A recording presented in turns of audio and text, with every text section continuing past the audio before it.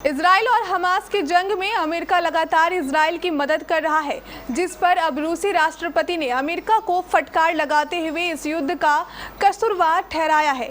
Putin ने अपने बयान में क्या कुछ कहा है, रिपोर्ट देखिए।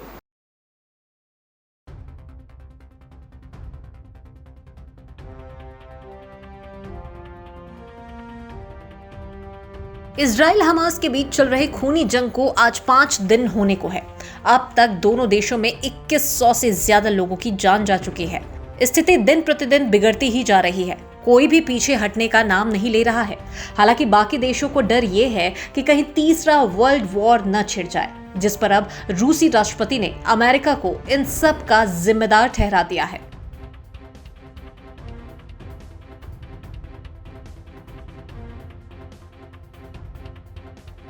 दरअसल इजराइल और हमास के बीच युद्ध जारी है और इसी बीच रूसी राष्ट्रपति पुतिन ने इसे लेकर अपना रिएक्शन दिया है। पुतिन ने मंगलवार को कहा कि इजराइल और गाजा का संघर्ष अमेरिका की मध्य पूर्व नीति की असफलता को दिखाता है। इसके साथ ही उन्होंने एक स्वतंत्र संप्रभु फिलिस्तीन के निर्माण को आवश्यक बताया। मिली जानकारी के अनुसार मॉस्को में इराक के प्रधानमंत्री मोहम्मद शिया अल सुदानी से मुलाकात के दौरान पुतिन ने ये तमाम बातें कही और इस बारे में टिप्पणी की।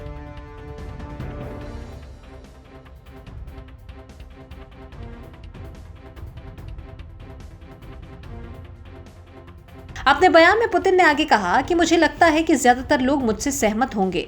यह अमेरिका के मिडिल ईस्ट में राजनीति की विफलता का साफ उदाहरण है। इसके अलावा उन्होंने कहा कि एक स्वतंत्र और संप्रभु फिलिस्तीनी देश के निर्माण को लेकर संयुक्त राष्ट्र सुरक्षा परिषद के निर्णयों को लागू करने की जरूरत है।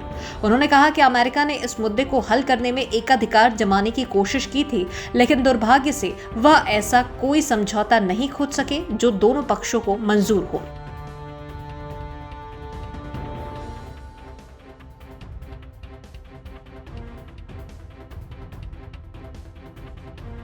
वहीं इस दौरान पुतिन ने आरोप लगाते हुए कहा कि पश्चिमी देशों ने फिलिस्तीनी लोगों के बुनियादी हितों को ध्यान में नहीं रखा। पुतिन ने पहले रूसी विदेश मंत्री सर्गेई लावरोव ने कहा था कि फिलिस्तीन का निर्माण इजराइल में शांति के लिए सबसे जरूरी समाधान था।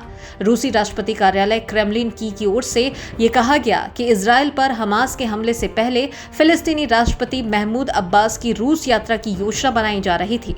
हालांकि इसकी तारीख फिक्स नहीं हुई थी और रूस की ओर से कहा गया कि वह दोनों पक्षों के संपर्क में है।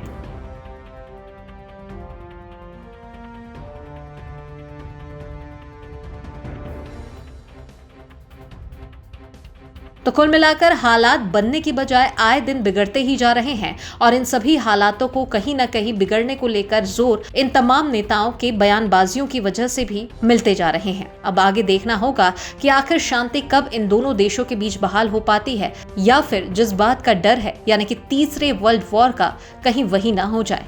Bureau report, KBC news.